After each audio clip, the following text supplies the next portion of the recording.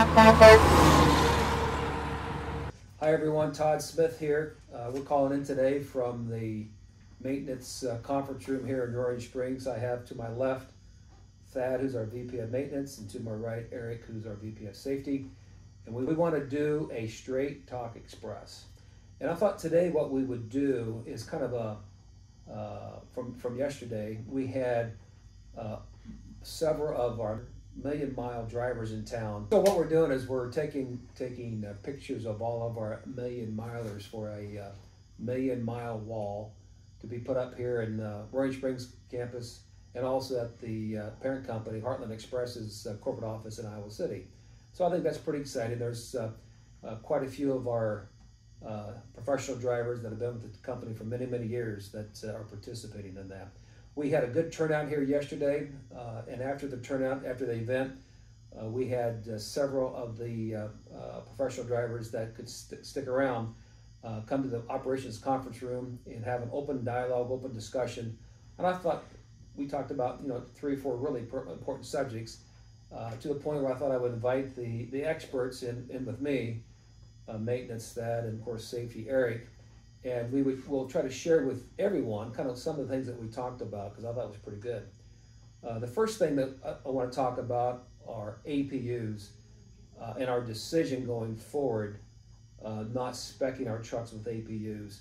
And I thought I'd turn that over to Thad. Thad, you can kind of give us some insight on why we made that decision and what everybody can expect going forward. So when we decided to go with APUs a number of years ago, we were on a different trade cycle than we're on now. So we kept our trucks a lot longer, did a lot of more repairs in-house on them. So it kind of made sense to have the APUs. We got a good return on investment with the APUs. But now that our trade cycles are a lot shorter, we just don't see that return on investment anymore. Another thing that we're seeing is a lot of cost and repairs on the APUs, from month to month, and routing drivers into the yard or into a terminal to get the APU repaired. We don't have the repair facilities on the road, so we have to do everything in-house. And with the dedicated freight we have and some of the lanes we have, it just doesn't make sense to do that.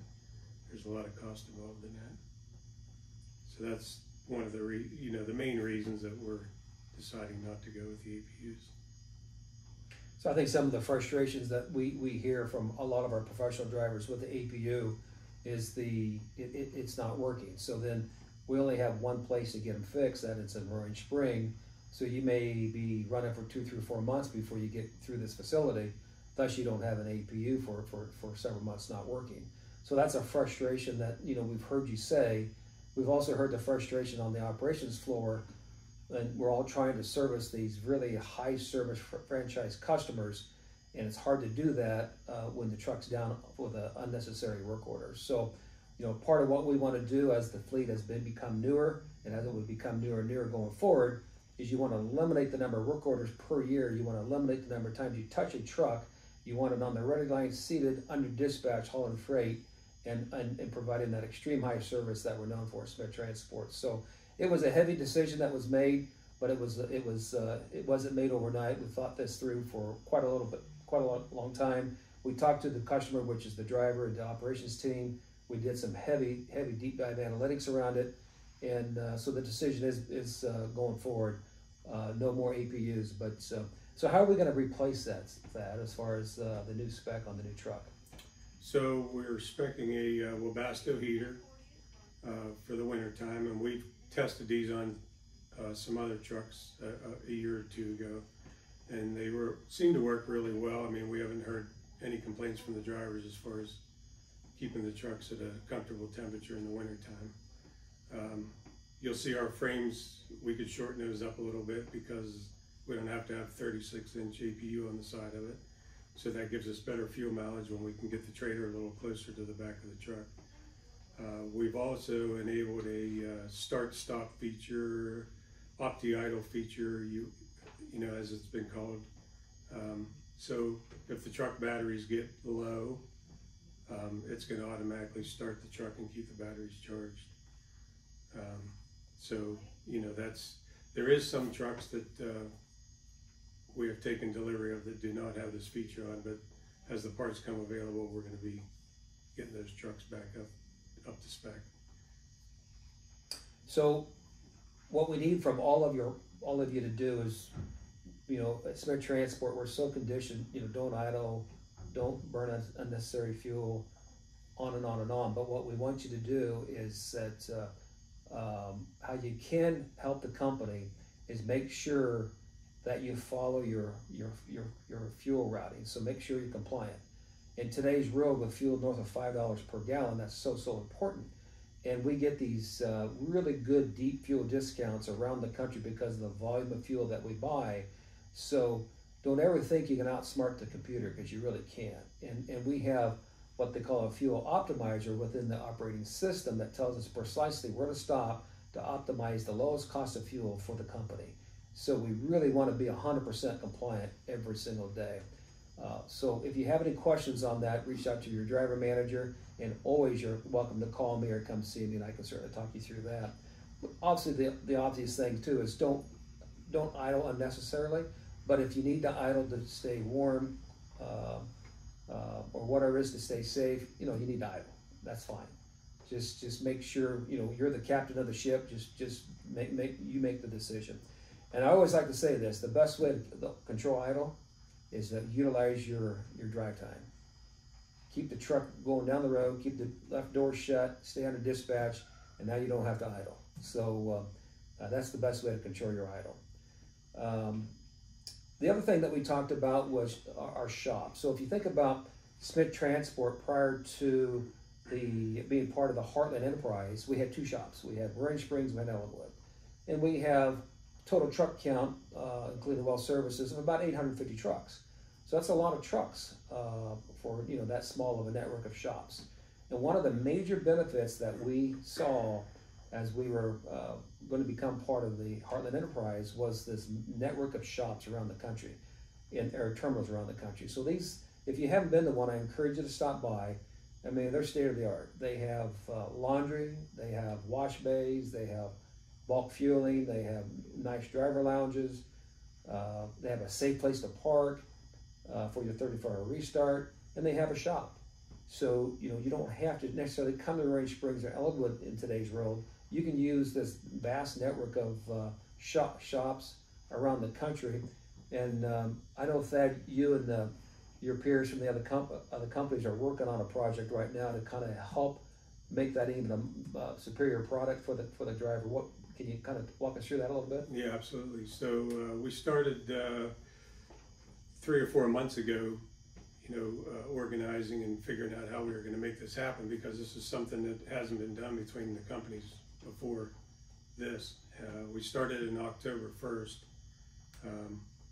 opening it up to about 6 terminals, and just making sure everything works well and we work all the bugs out of it. But we have a scheduler that we can use, all the companies can use to schedule trucks in to get PMs or repairs. And operations has access to the schedule, so if your truck needs a PM and you're getting close to one of the Heartland or Millis terminals, we can go in there and get the service done instead of having to wait to get routed to Roaring Spring. So I do want to correct you on one thing. You said Heartland or Millis terminals, but today's road it also includes CFI terminals. Right. So, right now it's Heartland and Millis, but CFI soon will be on. Soon CFI, exactly. Absolutely. But so you can see behind the scenes, there's a lot going on. That's over time, as we get this stuff, the bugs figured out, and we get this rolling smooth. It's going to be pretty nice. So we certainly appreciate everybody's patience and cooperation with all of that. So the last thing is we always talk about in any meeting is safety, and being a safe, compliant company is so important. And so Eric Nelson is going to give us a little update on some new tactical things that he's working on to improve the safety of Smith Transport.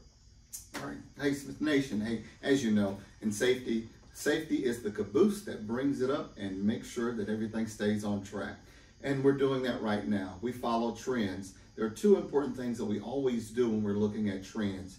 We make sure that positive trends, we applaud them, and we attempt to keep them going in the right direction. When we see trends that may not be going in the right direction, we make sure that we put pieces in place to reverse that trend. Yesterday, we had a meeting to do just that. Hands together, and we applaud our team down at Walmart Bedford. We met with them, and the dispatch team down there had a great meeting time. We talked about a lot of things that we can do to improve our safety performance in that particular dedicated fleet. A couple of those things that are really key and critical when it comes to safety anywhere is number one, education. Number two, awareness. We feel the chill in the air. And the chill in the air, it brings several things. Not only does it bring the chill and snow, but it also brings deer. It brings, at the Walmart facility, it brings more of the containers that Walmart will use to store layaway items. It brings additional chip pallets that are everywhere all over the parking lots.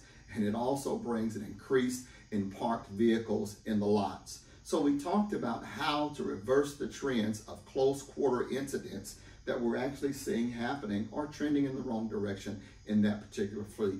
A few takeaways, Todd, was number one, we are going to be embedding a safety person, a full-time safety person down in the Walmart Bedford facility. And I'm telling you, that's going to be a game changer. So all of the coaching, all of the awareness, all of the training, along with weekly huddles, it will be done there at Walmart Bedford with the full-time safety personnel that will be there in the safety office. So as a driver, if you're looking to speak to safety face-to-face, no longer will you have to travel to Roaring Spring. Right there at the Bedford DC, we will have a safety presence. Number two, we're doing weekly safety huddles with that team. So we're going to be reviewing not only with the dispatchers, but also with driver personnel. We're going to be reviewing our performance for the previous week. We're going to be talking about the things that we did really, really well. And we're going to be talking about the things that we maybe didn't do so good in an attempt to heighten that sense of awareness and to correct those behaviors. And then number three, which I think is very important, there in the break room down at Bedford at the DC, there is a television that right now isn't being used. Well, we are going to take command of that television. And then we're going to put up weekly stats, weekly numbers, and weekly awareness profiles that are going to tell us, what did we do from an inspection standpoint? What did we do from an incident or accident standpoint for the previous weeks? We're going to give our cheers and our jeers. It's going to be a wall of fame. And when you do outstanding things, you're going to see your name there on that board as it scrolls through the profiles every single week. But we're also going to be listing those incidents that maybe we shouldn't have done. And maybe we should have had a heightened sense of awareness to ensure that those things or those behaviors are coached away. And then, Todd, a fourth thing, and I'm really proud about this particular thing, is that we're improving the communication from driver to DM, DM to safety.